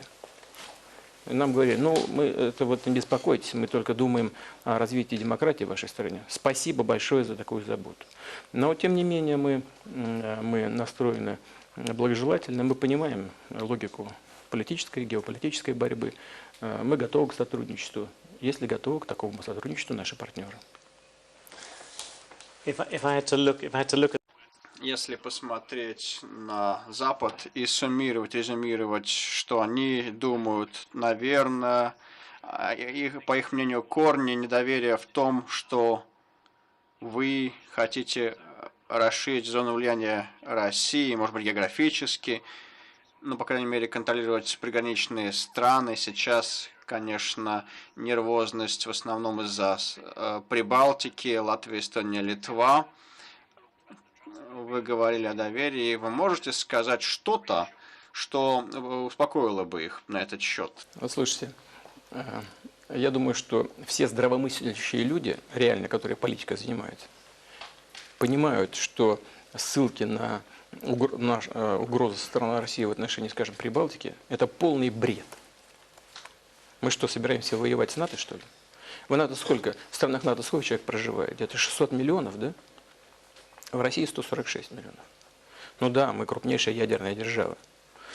Ну вы что, реально предполагаете, что мы собираемся завоевать Прибалтику, используя ядерное оружие, что ли? Что за бред? Это первое. Но далеко не самое главное. Самое главное заключается совершенно в другом. У нас очень богатый политический опыт, который заключается в том, что мы глубоко убеждены в том, что ничего нельзя делать вопреки воле народа. Вопреки воле народа ничего нельзя сделать. А некоторые наши партнеры как будто этого не понимают. Когда вспоминают о Крыме, они стараются не замечать, что воля народа, проживающего в Крыму, где 70% этнических русских, а все остальные говорят на русском языке как на родном, была присоединиться к России. Это стараются просто не видеть. Вот в одном месте, там в Косово, можно волю народа исполнить, а здесь нельзя. Это все политические игрища. Так вот, чтобы успокоить, я могу сказать, что Россия проводила и собирается проводить абсолютно миролюбивую внешнюю политику, направленную на сотрудничество. Что касается расширения, какого-то расширения зоны нашего влияния. Я из Москвы во Владивосток летел 9 часов. Это немножко меньше, чем из Москвы до Нью-Йорка, через всю Западную Европу и Атлантический океан. Как вы думаете, у нас есть необходимость что-то расширять, что ли? Вопрос совершенно не в территориях. А что касается влияния, то да, мы хотим, чтобы влияние России было более заметным, существенным. Но абсолютно мы вкладываем в это абсолютно мирное и позитивное содержание. Влияние экономическое, гуманитарное, влияние, связанное с развитием равноправного сотрудничества с нашими соседями. Вот мы на что нацеливаем нашу внешнюю политику. И, кстати говоря, внешнеэкономическую деятельность. В этом может никто не сомневаться. Пример приведу, вы поговорили о Крыме, упомянули, что там произошло, вы дали какие-то гарантии, успокоили, поговорили о 2014 году. Наш корреспондент в это время спрашивал вас несколько раз, 3 раза, по-моему, что же происходит в Крыму? Знаете ли вы что-нибудь о российских войсках в Крыму, которые там занимают украинские правительственные здания? Вы сказали, что ничего не знаете, а потом через год вы говорили, что вы руководили операцией по приведению под контроль Крыма. Что-то можете прокомментировать на сей счет? Конечно. Я уже много раз комментировал эти вещи. Здесь нет ничего проще. Я уже об этом говорил. Да, наши военнослужащие обеспечили безопасное проведение голосования и референдума. Если бы мы этого не сделали, мы столкнулись бы с трагедией худшей, чем сожжение заживо людей в Доме профсоюзов в Одессе, когда националисты окружили людей, беззащитных и безоружных, и заживо их сожгли. В Крыму это бы носило массовый характер. Мы этого сделать не позволили. А то, что люди сами перешли на избирательные участки и проголосовали, это факт. Под дулом автомата никто бы не пошел на избирательные участки. Это настолько очевидно, что спорить с этим невозможно. Поезжайте сами в Крым, сейчас погуляйте там, и вам все станет ясно. Вот и все. Поэтому, да, наши военные были в Крыму. Мы даже не превысили численного состава нашей группировки, которая находилась там в рамках соответствующего договора с Украиной. Но самое главное совершенно в другом. Самое главное, что за этот референдум, а потом и за независимость, проголосовал парламент Крыма, избранный за 2 года до голосования по украинскому закону. То есть это абсолютно легитимный представительный орган власти людей, проживающих в Крыму. Это первая позиция. А вторая – международно-правовая составляющая. В ходе решения вопроса по Косово Международный суд ООН принял решение, и все западные партнеры аплодировали этому решению. А решение заключается в том, что при определении вопроса по независимости решение центральных властей той или иной страны не требуется. Вот и все. Так что мы действовали в полном соответствии с международным правом, с уставом Организации Объединенных Наций и на основе демократических принципов. А это прежде всего не что иное, как волеизъявление людей. Can we ask you one last set of questions about your Последние несколько вопросов по наследию и достижениям. Будущее. Вы решили, участвовать ли в 2018 году в президентских выборах или нет? Сейчас мы стоим перед парламентскими выборами. Нужно пройти эти выборы, посмотреть на результат. Ну, и даже после этого еще впереди у нас будет почти 2 года. Поэтому говорить об этом абсолютно преждевременно. Это, знаете, в современном быстро меняющемся мире говорить об этом просто вредно. Нужно работать, нужно добиваться того, чтобы были реализованы планы и задачи, которые мы перед собой ставили.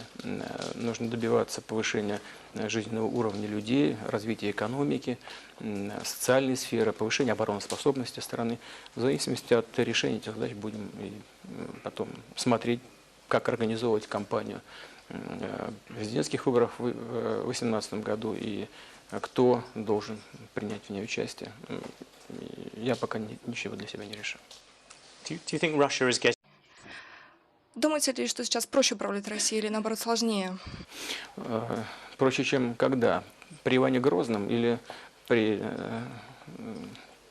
Николае II или при Брежневе, Хрущеве или in Сталине? your Когда? time since В ваше время. it got Я думаю, что сложнее, потому что все-таки при всей критике со стороны, прежде всего, наших западных партнеров, у нас развиваются процессы внутренней демократии. У нас, скажем, на этих выборах на порядок больше будет участие принимать партий, чем в предыдущие годы. И это, безусловно, будет накладывать отпечаток на ход и результаты избирательных кампаний. Допустим, это имеет практическое измерение. Вот о чем я говорю. Сейчас мы смотрим рейтинг ведущей нашей политические силы, партии «Единая Россия», он немножко понизился. И многие задаются вопросом, что такое, что произошло, что случилось? Да что, началась активная избирательная кампания. И вот это большое количество партий, которые сейчас принимают участие в избирательном процессе, они все выходят на экраны телевизоров, в средства массовой информации, в газеты. А с чем они выходят?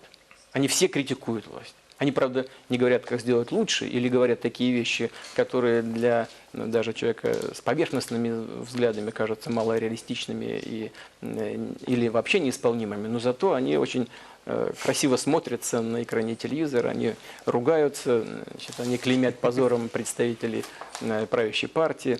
но они не говорят, готовы ли они взять на себя ответственность за принятие каких-то не очень популярных, но нужных для в конечном итоге. Are you envious of the Chinese who don't have to go through these elections? Китайцам не приходится проходить через все эти выборные процедуры. В Китае другая политическая система, там и другая страна. Я думаю, что вы бы не хотели, чтобы 1,5 миллиарда человек почувствовали какую-то дезорганизацию своего общества и государства. Поэтому давайте предоставим китайцам право и возможность решать, как ему нужно организовать свою страну, свое общество. Россия другая страна. У нас другие процессы, другой уровень развития политической системы. И это вообще другое качество. Даже дело не в уровне, а дело в качестве политической системы. Но она развивается, и она становится сложнее. На самом деле меня это только радует. И мне бы очень хотелось, чтобы и в будущем эта система укреплялась, чтобы возникли такие балансы внутри политической системы страны, которые бы позволяли ей всегда находиться в таком дееспособном состоянии и быть нацеленной на развитие. Do you have an exit strategy? In 2018 you will... Есть ли какая-то стратегия? В 2018 году вы станете президентом, который дольше всего оставался у власти. Есть ли у вас какие-то соображения в отношении того, как вы сдадите свои полномочия? Я могу либо принять участие в выборах, либо не принимать. Если не буду принимать участие, то тогда будет избран другой глава государства, другой президент России, и уже сами граждане решат, за кого нужно проголосовать. Но в любом случае, я вот на что хочу обратить внимание, в любом случае мы уже сейчас должны думать о том, как мы видим. Когда я говорю «мы», я имею в виду и себя, и членов моей команды, это правительство, администрация президента, как мы видим будущее развитие страны, и политические, внутриполитические процессы, и экономические процессы. Поэтому уже сейчас мы работаем над стратегией развития экономики, прежде всего экономики, конечно, после 2018 года. И как бы ни развивались внутриполитические процессы, я в этом убежден, мы должны будем предложить стране наше видение этого развития. Ну а дело будущего президента, будущего правительства согласиться с этим, не согласиться, скорректировать как-то, либо предложить что-то совершенно новое. Вы только что реорганизовали свое правительство, и некоторых повысили, некоторых бывших из службы охраны вы повысили. Думаете ли вы, что будущий лидер России будет представителем более молодого поколения? Да, конечно. Я исхожу из того, что будущий лидер должен быть достаточно молодым человеком. Молодым человеком. Но зрелым.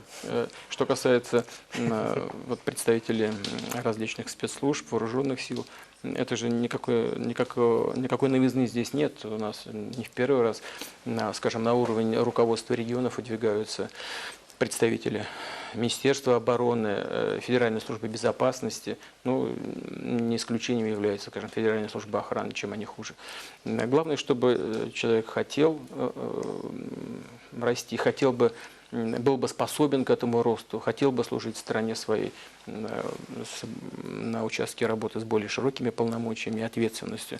И если он хочет, и я вижу, что у человека есть потенциал, почему нет, вполне может поработать. Но в конце концов, что касается, скажем, регионального уровня управления, это тоже придется пройти через выборы и вынести свои предложения на суд на население того или другого региона. Нужно, чтобы люди посмотрели, познакомились с этими программами, с человеком познакомились. Должна сложиться определенная химия, отношения между лидером региона и людьми, которые там проживают. Люди должны почувствовать своего возможного будущего руководителя. И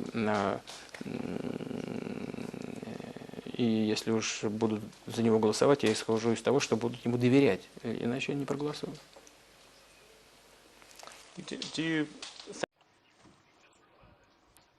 Вы только что говорили о системе, которая сложится после вас. Можно сказать, что в России очень личная система основана на личности, голосуют за вас, а не за партию. И с другой стороны, в России все еще есть сложности с точки зрения соблюдения закона, в случае убийства Немцова. Вы знаете, я знаю, что вы осудили этот инцидент. Сложно ли управлять Россией на данный момент? Вы знаете, любой страной сложно управлять. Я вас уверяю, что Соединенными Штатами там легко управлять, что ли? Разве легко решать даже, казалось бы, такие несложные задачи? Вот Гуантанамо, допустим. Президент Обама сказал, что в первом сроке своем сказал, что он ликвидирует Гуантанамо. Но до сих пор живо. Почему? Он не хочет, что ли? Конечно, хочет. Я уверен, что хочет. Но просто тысяча обстоятельств возникает, которые не дают окончательно решить этот вопрос. Кстати говоря, это очень плохо на самом деле, но это другая тема. И любой страной сложно управлять. И даже очень маленькой страной. Вопрос не в том, большая страна или маленькая. Вопрос, как относиться к своему делу. Насколько ответственно к этому относиться. И России сложно управлять. Россия находится на этапе развития и политической системы, и становления рыночных принципов экономики. Это процесс сложный, но очень интересный. Россия действительно не просто большая, а великая страна, имея в виду ее традиции, культурные особенности. Да, есть свои особенности и свои традиции в политической сфере. Ну, чего греха таить, мы же знаем прекрасно, там, значит, у нас была абсолютная монархия, потом почти сразу наступили коммунистические времена, там база такая немножко расширилась, но в известной степени система руководства страной стала даже еще более жесткой. Вот только в 90-х годах мы перешли к строительству совершенно другой внутриполитической системы, основанной на многопартийности. И это тоже такой сложный, неоднозначный процесс. Нельзя перепрыгивать через определенные этапы. Нужно, чтобы и граждане привыкли, чтобы они чувствовали свою собственную ответственность, когда идут к избирательным участкам, чтобы не доверялись просто, скажем, таким популистским решениям, соображениям или просто ругани одних претендентов в адрес других претендентов. Надо, чтобы тоже граждане внимательно смотрели, анализировали, что предлагается кандидатами. Это касается и выборов в парламент, это касается президентских выборов. Но, кстати говоря, там, где четкая президентская форма правления, там в значительной степени голосуют не за партию, а голосуют за кандидатов в президенты. Это ведь везде практически так. Поэтому здесь в этом смысле ничего необычного в положении в нашей стране нет. Surely, if you looked at Chechnya, Посмотрим Чечню и влияние Кадырова, скажем.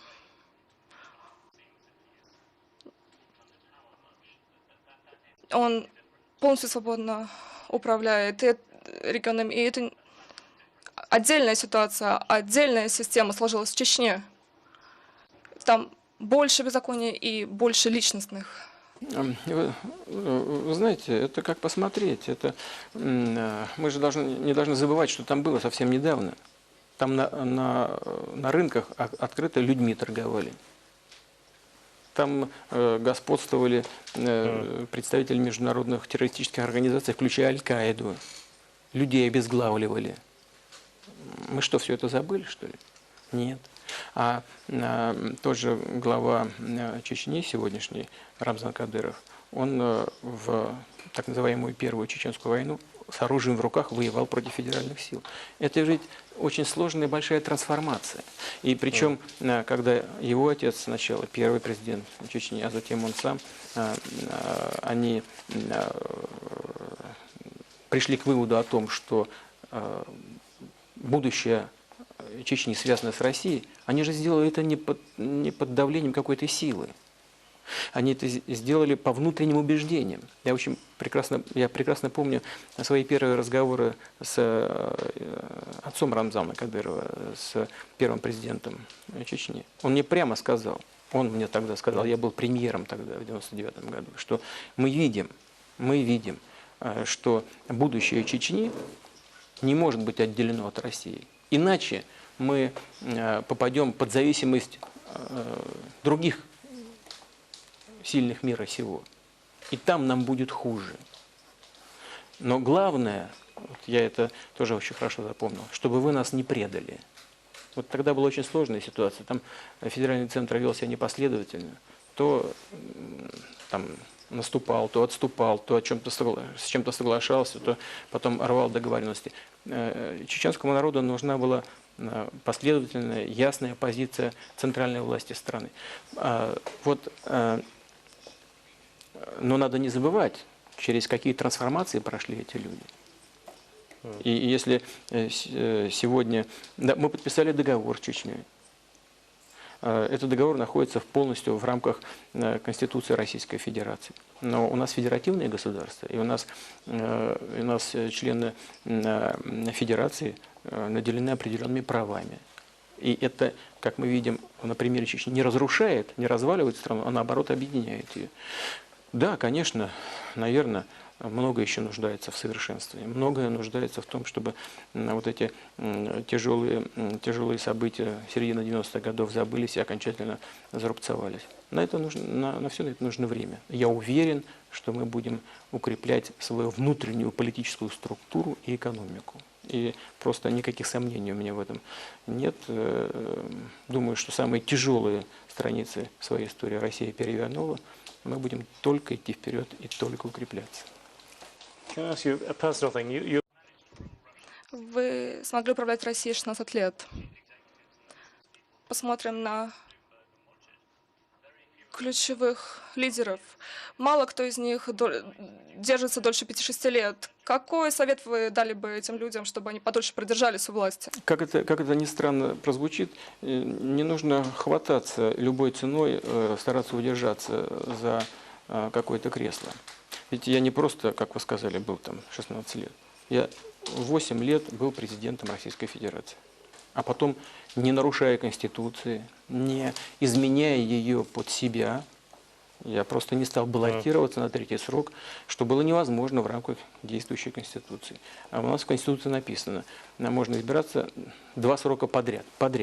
Yes. Все, я так и сделал. 2 срока был избран, а потом просто ушел и перешел на другую работу. Работал 4 года председателем правительства. В соответствии с Конституцией, когда такое право у меня возникло через 4 года, я баллотировался на должность президента. Вот был избран, работаю сейчас. Так что это не 16 лет, это 4, 8, и вот сейчас 4. Да? В должности президента вот я работаю 12 лет. Но вы знаете, что Хотел понять просто, какова причина вашего успеха, в чем заключается ваш успех? Сейчас, подождите. А вот что касается длительности, да, вот один из примеров Канады, допустим, по-моему, 16 лет было у власти.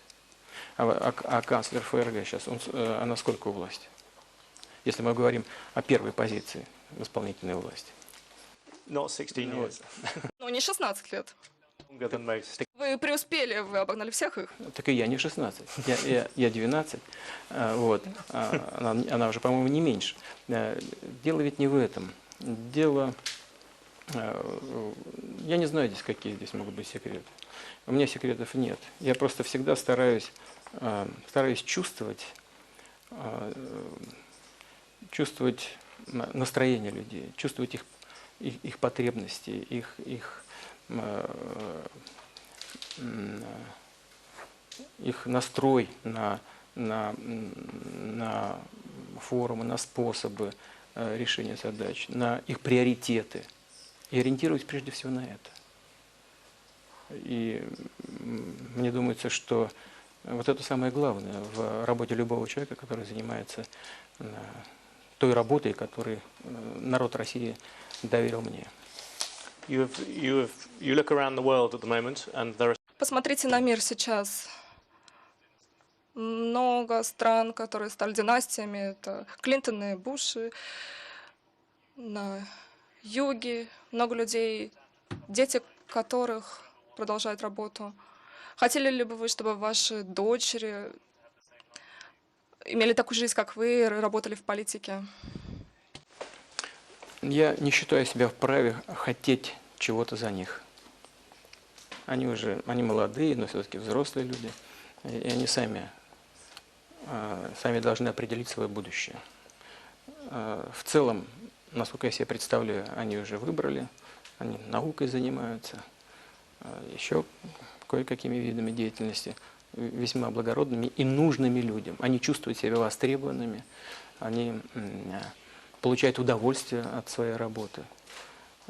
И меня это очень радует. Они очень ответственно и по-честному относятся к тому делу, которое для себя выбрали.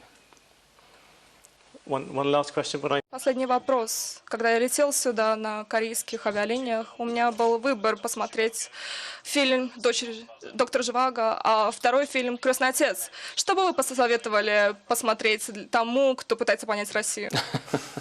Ну, не знаю. Вы знаете,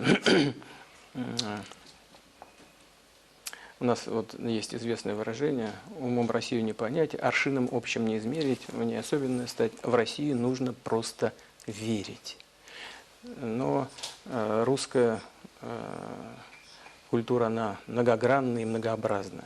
И поэтому, если вы хотите понять, почувствовать Россию, конечно, нужно и книжки почитать, и Толстого, и Чехова, и Гоголя, и Тургенева, музыку послушать Чайковского, посмотреть наш классический балет. Но самое главное, с людьми нужно поговорить.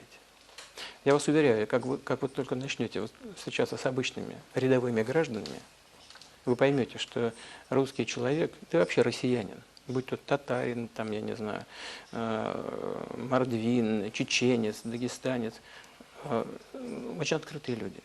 Открытые, даже немного наивные. Но есть одна отличительная черта, которая, в общем, наверное, у всех народов есть, но у нас она особенно ярко выражена. Это стремление к справедливости. И вот это очень одна из доминирующих черт, мне кажется, в менталитете россиянина и русского человека. И еще одна составляющая, которая характерна так вот для ментальности российского человека, это стремление к каким-то, конечно, это, знаете, это общая черта такая. У нас миллионы людей, все люди разные, но в среднем все-таки мы, конечно, хотим жить материально очень хорошо, и я буду стремиться все, что от меня зависит, сделать для того, чтобы люди жили лучше, чтобы уровень жизни становился лучше. Но при всем при этом в ментальности, в душе русского человека всегда есть стремление к какому-то высокому моральному идеалу, к каким-то высоким моральным ценностям. Это нас точно отличает и уверен в хорошую сторону. That sounds like Dr. Shiva. Ну, тогда, скорее всего, доктор Живаго. Президент Путин, благодарю вас за то, что поговорили с нами. Вы очень щедро распределили своим временем. Спасибо большое вам за интерес к нам.